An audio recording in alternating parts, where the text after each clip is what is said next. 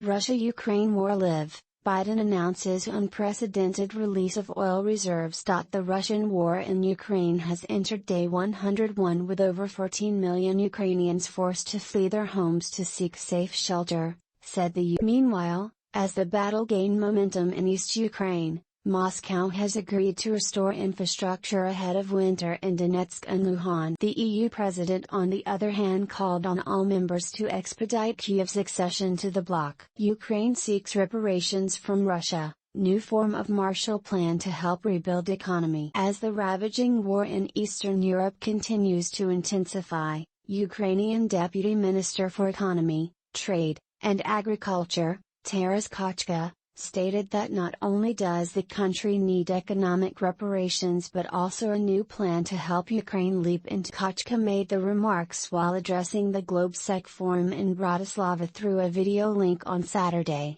During his address, the minister said that a new form of the Marshall Plan will assist the country get closer to the European Union, EU, and the Group of Seven, G7, countries. The Marshall Plan was a proposal outlined by the then U.S. Secretary of State George C. Marshall in June 1947 to aid in the reconstruction of Europe's and Germany's economies following the Second World War.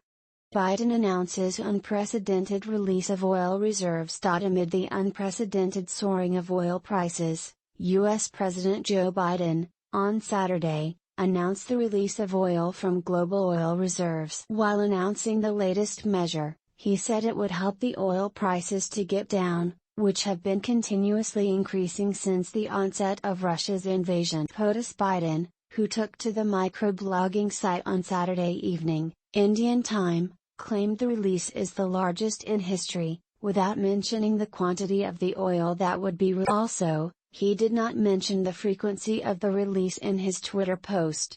Apart from oil, he has also directed the sale of gasoline using homegrown biofuels this summer. Russia is in no mood to initiate peace talks, says Ukraine President's office. Amid the relentless war, it seems Russia is in no mood to end the war in the near future. According to the Office of the President of Ukraine, it is believed that the public statements delivered by Russian officials, the aggressor is not ready to initiate peace talks.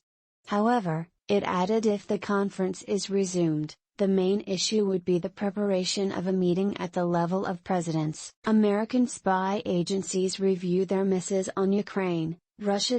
The question was posed in a private briefing to U.S. intelligence officials weeks before Russia launched its invasion in late February. Was Ukraine's leader, Volodymyr Zelensky, made in the mold of Britain's Winston Churchill or Afghanistan's Ashraf? In other words, would Zelensky lead a historic resistance or flee while his government collapsed?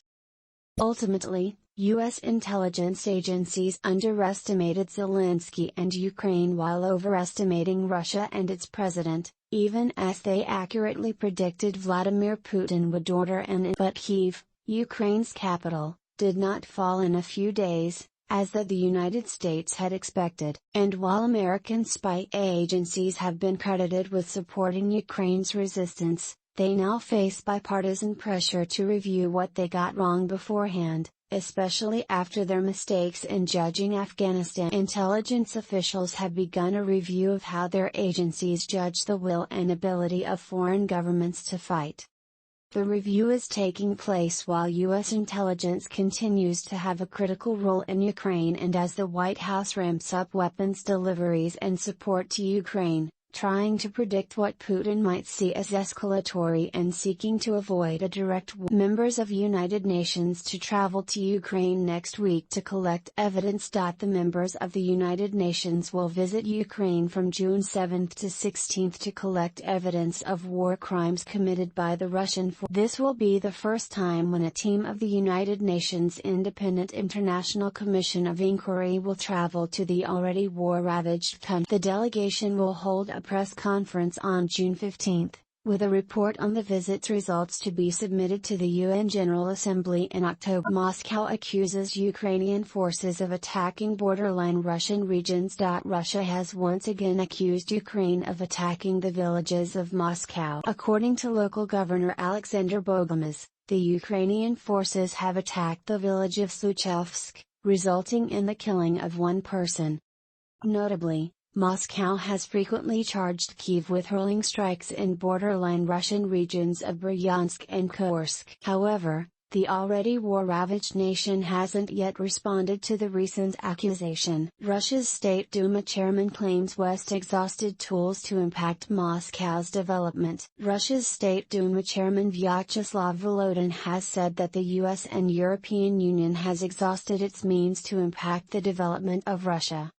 He said that European Union's oil embargo will result in EU member countries paying more than €250 billion a year due to record high energy prices.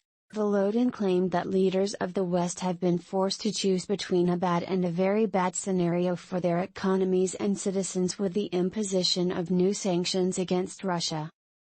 His remarks came after the EU Council adopted the sixth package of sanctions against Russia in retaliation to its military offensive in Ukraine. French President Macron believes it is unfair to humiliate Russia for war. Despite the ongoing brutal war, French President Emmanuel Macron believes it was unfair to humiliate his Russian counterpart Vladimir. During an interview with a regional newspaper, Macron said, "When the conflict stops in the war-torn country, a diplomatic solution can be found." Further, he offered both countries to mediate the peace talks in order to end the conflict. Ukraine seeks long-range weapons from US, assures will never attack Russia. Reiterating Ukrainian President Volodymyr Zelensky's statement, Ukraine's ambassador to the United States, Oksana Markarova, asserted that Kyiv has never attacked Russia, nor will it. The Ukrainian diplomat said that Ukrainian armed forces require long-range weapons to defend their country and added that Ukraine continues to hold talks with the United States for long-range weapons, Ukrinform reported. Switzerland allows supply of parts for military equipment to Ukraine.